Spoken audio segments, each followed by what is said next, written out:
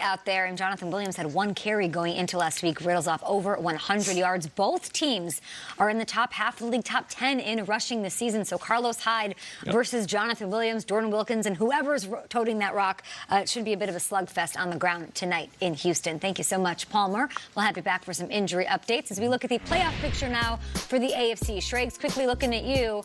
I mean, the Colts are sitting pretty. Colts sitting pretty unless they lose tonight, and then the Texans are sitting pretty. Sole possession. You know, they obviously the Colts beat them in Week 7, but a win in this one would give the Texans a 7-4 record, and the Colts would be 6-5, and suddenly we'd have a new leader in the division. For now, the Colts have the 3 seed. They've got the Titans, another big divisional matchup in Week 13. This is a must-win situation, really, for both squads, and including last season's wild card game, the Colts beaten the Texans in 3 straight. So, Kyle, what do the Texans have to do to stop that streak tonight? Pray that T.Y. doesn't play. This thing is so good, and it's so much better even than we think. No star receiver has dominated a division rival like T.Y. has the Texans. Not Julio on the Saints, not Antonio Brown, we used to do to Cleveland. And it's not just what T.Y. has done to the Texans, it's what he's done at the Texans. James mentioned it a little bit. I know there's probably a lot of NFL players who have a second home. You got a place in the desert, you got a place in Florida. T.Y. has one in Houston, and last year he talked about it. This is the 4th time in 7 trips you've had more than 100 yards receiving against the Texans.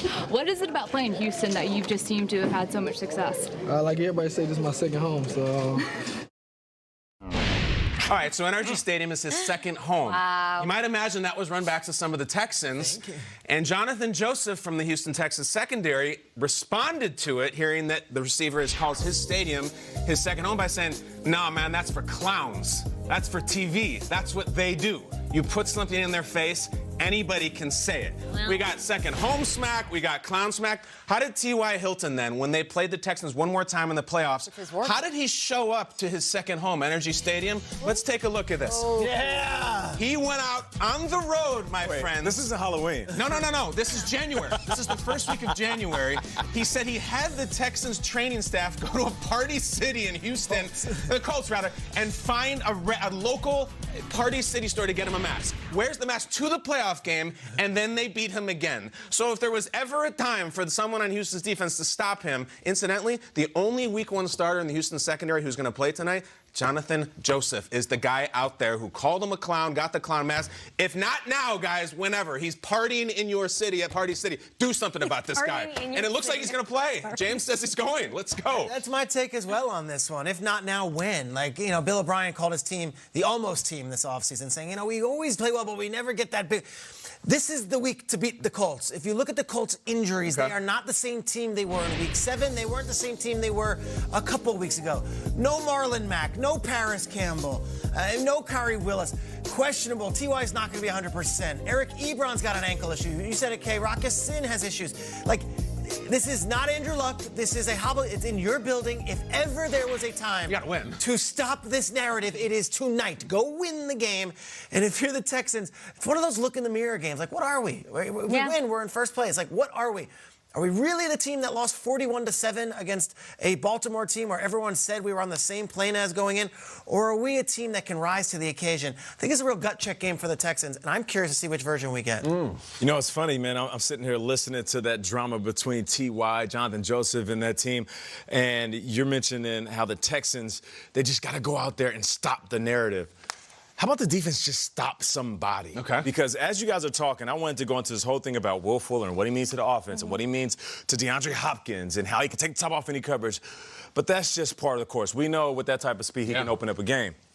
But now that I'm thinking about this conversation we're having, and I'm looking at the games that Deshaun Watson has played in, how many times have we watched the Texans team and just thought, man, Deshaun Watson's really going to have to win this game for his team? How much pressure for a young quarterback does he have to put on the shoulders game in and game out? Hero ball. When is there a game? Hero ball, exactly. When is there a game where the defense says, yo, we got you. All you need to do is not turn the ball over and put up 14 points, Deshaun. Not go out there and be the best quarterback. Be Michael Jordan like they said you were. Yeah, I know last week they were playing up against Lamar Jackson, who is maybe the front runner of the MVP.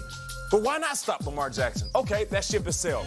Why not in this game with all those guys hurt, the defense comes out and plays so unbelievable that Deshaun Watson doesn't have to be a superhero. That's what I want out of this defense. Forget about what I was going to say about Will Fuller. I'm on it with you guys. Defense, go out there and shut somebody down. How about you put up a goose egg? Shut down the run. They lose J.J. Watt. They're now allowing 6.6 yards per carry since that happened. They were top 5 against the run when they had J.J. Watt in there. They're like bottom of the barrel now, bottom 5 in stopping the bleeding. So Marlon Mack might not be out there, but there's a reason that they're not concerned giving the ball to whoever they have to get it going on the ground. And you also have the fact that they traded Jadeveon Clowney, and he's going on a Defensive Player of the Year candidate in Seattle. Plays. And you start scratching your head and say, well, what was a direction? Because we went all in with Tunzel, and that's great, but then we traded away Clowney for a 1-year deal. The defense is depleted right now. And the defense is getting ripped apart. Last week was a really bad moment for the Texans. I'm really curious to see what version we get to. Can Deshaun Watson carry this team into the playoffs? Yeah, he's done it before.